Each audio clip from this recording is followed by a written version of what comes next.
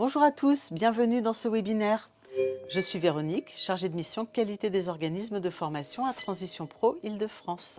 Bonjour, et moi je suis Sylvie, chargée d'analyse en ingénierie de parcours à Transition Pro. Et nous allons aujourd'hui aborder un sujet que vous attendez tous, le bilan de positionnement préalable.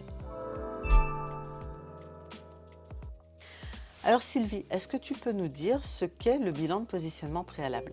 Le bilan de positionnement, en fait, il est réalisé par le centre de formation. C'est une étape obligatoire et gratuite et qui est encadrée par un décret. Par ailleurs, donc, le bilan de positionnement, en fait, c'est un outil qui va permettre à la commission d'évaluer la pertinence du parcours de formation. Donc celui-ci fait l'objet d'une évaluation par les chargés d'analyse dans la commission et aussi par la commission elle-même. Et si ce bilan en fait n'est pas complété correctement, eh bien, il peut y avoir un refus de financement de la part de la commission. Donc pour réaliser une action de positionnement préalable, à quoi ça sert en fait ? Eh bien, ça sert à identifier les acquis professionnels du salarié et proposer un parcours individualisé et adapté dans son contenu, sa durée et ses modalités au profil du salarié. Pour résumer, le bilan de positionnement préalable, il permet de faire des rapprochements entre le profil du salarié, le référentiel de formation et le référentiel métier. Véronique, peux-tu nous expliquer comment on peut saisir ce dossier en ligne ? Oui, alors tout à fait. Pour saisir le bilan de positionnement en ligne, eh bien, il suffit d'aller sur son compte Transition Pro. Sur votre compte, donc, vous avez l'onglet PTP en cours. Et dans l'onglet PTP en cours, vous avez toutes les demandes en attente de complétude par l'organisme de formation. Donc, vous choisissez la ligne qui correspond au demandeur qui est en attente de votre retour et vous cliquez donc sur la petite loupe pour ouvrir le dossier de la personne. Et à ce moment-là, vous avez tous les onglets qui s'affichent et vous avez l'onglet bilan de positionnement préalable qui s'affiche. Donc dans cet onglet bilan de positionnement préalable, eh bien, vous renseignez le nom du stagiaire, du futur stagiaire, le nom également et la fonction, le mail et le téléphone du référent pédagogique au cas où on ait besoin de le contacter. Et puis ensuite, vous avez une partie un petit peu plus longue à remplir, mais qui est vraiment très importante pour la décision de commission, c'est l'analyse du positionnement pédagogique. Donc dans cette partie, vous avez une partie connaissances transverses et générales et une autre partie compétences métiers et techniques. Et donc vous renseignez séquence par séquence chaque ligne. Vous indiquez comment vous avez évalué le stagiaire sur chacune de ces séquences et si cela nécessite une réduction de parcours, éventuellement un allongement de parcours ou le maintien du parcours standard. Une fois que vous avez rempli toutes ces lignes, bien évidemment, vous vous retrouvez à devoir justifier, parce que ça c'est très important, il faut justifier si le parcours standard est maintenu ou s'il y a un allongement ou une réduction de parcours. Et donc en bas de l'onglet bilan de positionnement, vous avez une partie argumentaire où vous pouvez renseigner tout l'argumentaire qui correspond aux objectifs de ce positionnement préalable. Ensuite, une fois que vous avez terminé de remplir le bilan de positionnement préalable, eh bien, n'hésitez pas à aller voir sur le calendrier, dans le devis et puis dans l'onglet durée et modalités également, vérifier si les durées sont bien identiques dans chacun de ces onglets et également sur les documents que vous joignez au dossier.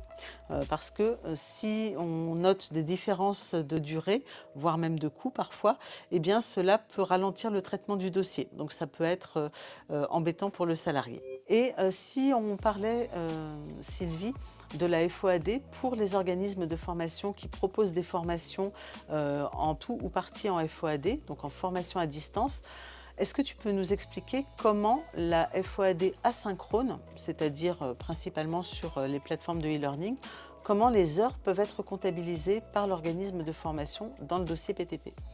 Oui, tout à fait. Alors, si tu veux, les heures de FOAD asynchrone correspondent en fait aux activités pédagogiques et donc elles sont estimées lors du positionnement préalable, lors de l'entretien préalable.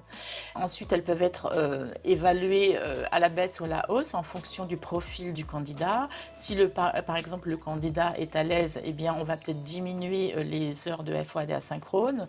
S'il n'a pas beaucoup de connaissances et qu'il n'est pas à l'aise, on peut effectivement augmenter les heures de FOAD asynchrone.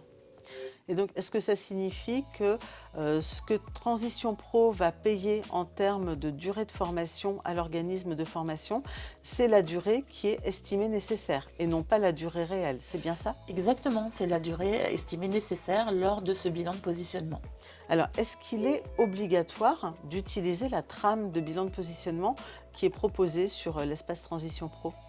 Alors pas du tout, hein, c'est pas du tout obligatoire. Vous avez la possibilité effectivement de télécharger cette trame et de la remplir, de l'importer dans le dossier, mais vous pouvez également utiliser votre trame à partir du moment où ça répond vraiment aux questions que l'on se pose par rapport à ce positionnement. Alors si on doit retenir les éléments principaux, qu'est-ce qu'il faut prendre en considération pour remplir le bilan de positionnement du salarié?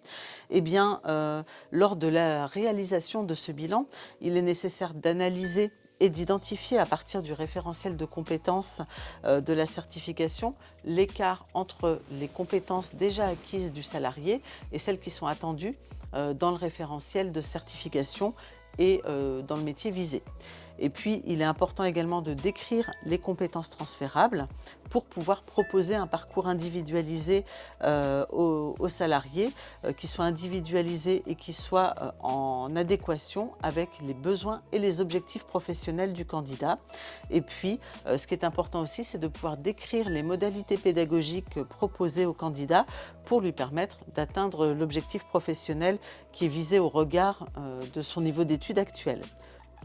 Donc il permet également de préciser l'aptitude du candidat à suivre les modalités pédagogiques et surtout à justifier la durée du parcours, notamment s'il y a une réduction ou un allongement de parcours. Eh bien, ce webinaire est désormais terminé. Merci beaucoup de nous avoir suivis. Et si vous avez apprécié ce webinaire, n'hésitez pas à liker notre vidéo et à vous abonner à notre chaîne YouTube. Merci, au revoir. À bientôt, au revoir.